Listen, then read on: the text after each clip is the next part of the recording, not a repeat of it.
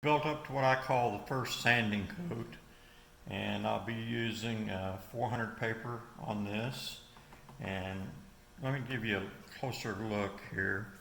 You can still see some pores in the grain, but you also notice some stuff sticking up out of the grain, and that's where the grain is raised. And I try to leave that in there sometimes. I think it adds some depth, although most of it's going to be cut down flat back to the wood. And what I'm going to do is I'm going to de-whisker it basically by taking off those, and there will be those holes you see in the pores will still be left and be filled in by subsequent quotes. So just using regular 400 grit and wet sanding in a circular motion, trying to be careful to get up to the masking, but not get water on the masking. I don't want to remask every time I have to go through a sanding coat because there's several of them, and masking can be kind of a pain. And it doesn't take long for the 400 grit to do its job. And what I'm looking for is when I wipe that down, for there to be the appearance of a haze over the entire part where it's been sanded. And it's not really a haze, it's just where the top of the shiny part has been cut off. And you can see I'm not quite there yet. I've got some distance to go with the 400, so we'll keep going. This is not a new sheet, so I don't expect it to cut like a new sheet. Now, even though this back here, from this point back, does not show on this stock, because we have the buttstock portion comes up and telescopes over it in this design of recoil reducer. But I still like it to look nice, so I'll cut it down and put almost the same shine on it that I would the rest of the wood. Perhaps spending maybe a little less time in the very, very, very, very last finish coats, but normally trying to keep it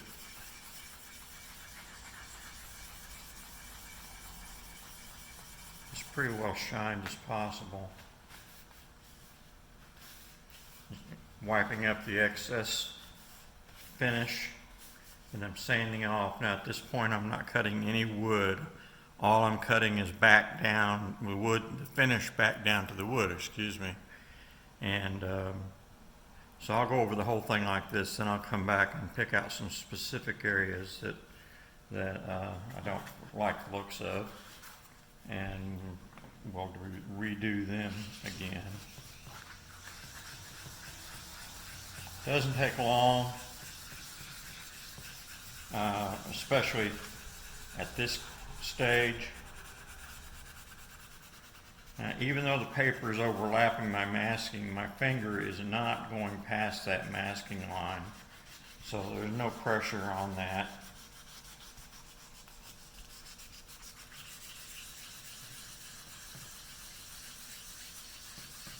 This will take a fair amount.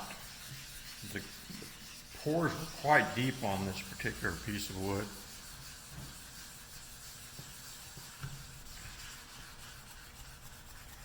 And so I knew that going in, but it was a stock that I had that had already been cut up and brutalized for other purposes. And so, in fact, you can see where I had to glue the comb back onto it in that one spot, and didn't get, I tried a new glue and did not get anywhere near the color match that the manufacturer said I would.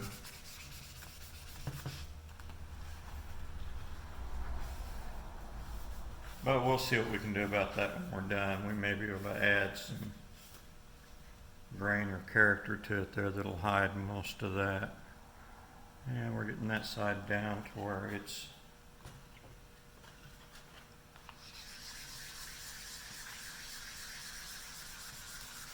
pretty well.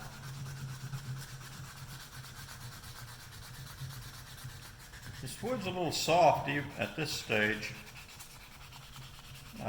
It's easy to scratch it against what you're sanding against. I normally put a big Turkish towel in my lap and sand in my lap on the Turkish towel. And that seems to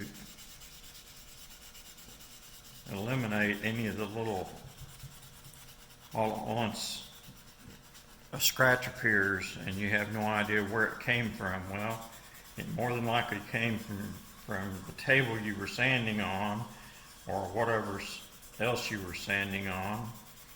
And you did it when you were turning the wood, or when you're sanding and the wood was oscillating backwards and forwards or something of that nature. And so basically you did it.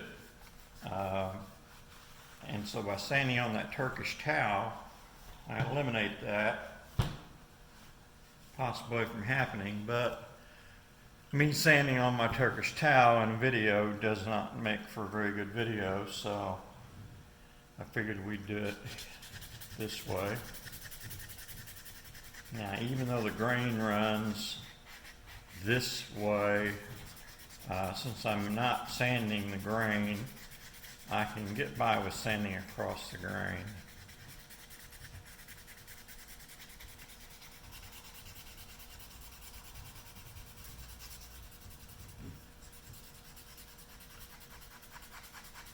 Hear the difference in the tone of the sandpaper as it makes contact with areas that need more and areas that are getting filled. It'll be a totally different sound the next time this is sanded. It'll be more like that sound than that rough sound that you just heard up there on the inletting for the pouring for the iron.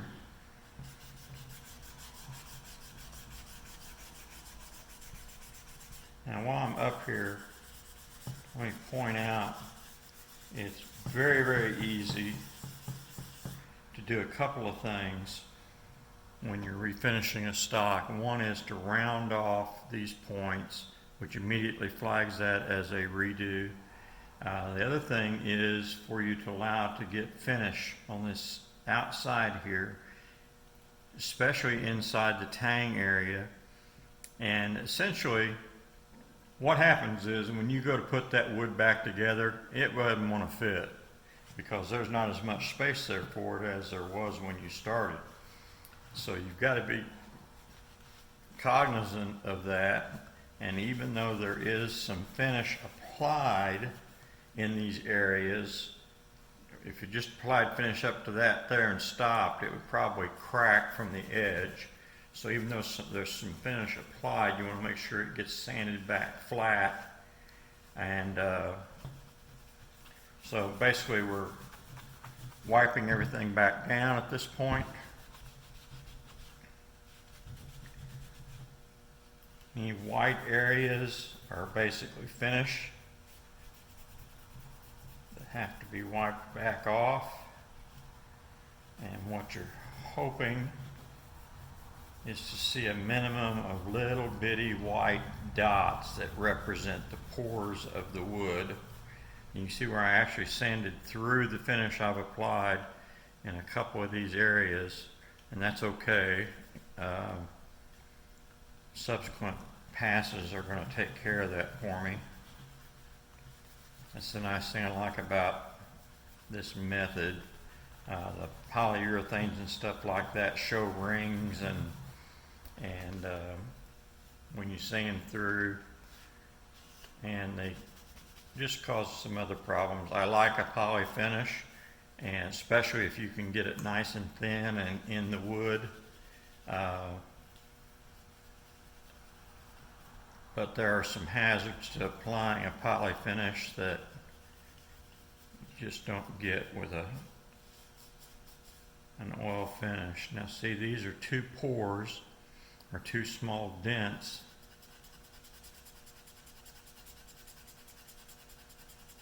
in the wood that had been filled with sanding debris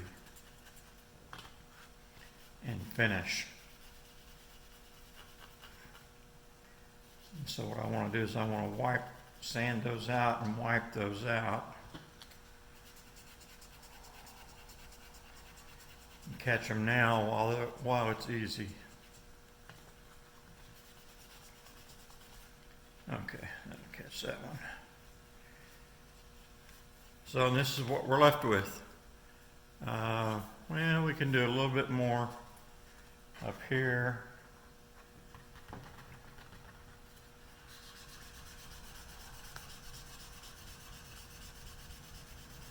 Trying not to go over those edges and around them. Just the weight of the sandpaper alone will normally cut them. And the final coats, I'll actually use a block on those areas to keep from cutting the corners off of them.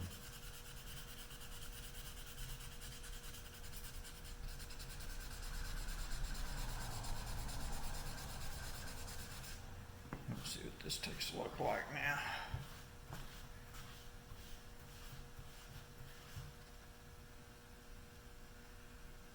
Yeah, that's quite better. You can see I still didn't get a good sand up against that, but that's okay. I can make do with that. And you see some miscellaneous sanding dust alongside the tape and the grooves and stuff. I take a small bristle brush and I'll brush that out before I apply my next coat. Same thing over here on this side of the head.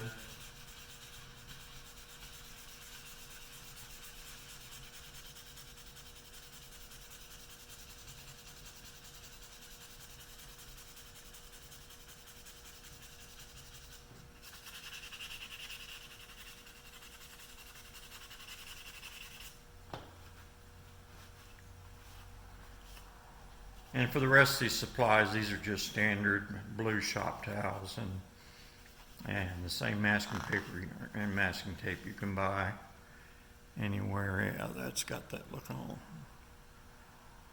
a lot better. Let's get that debris wiped out of those pores though.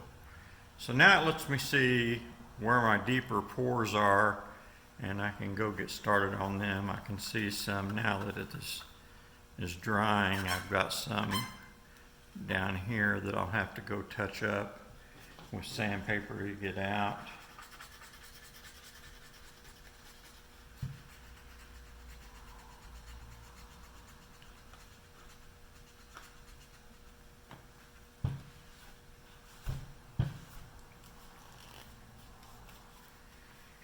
Because nothing looks worse than a white speck down in the middle of a nicely newly finished gun stock.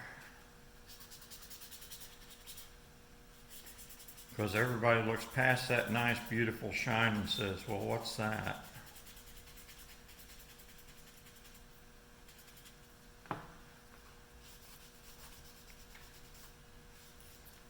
Okay, so that's a little look at the first sanding.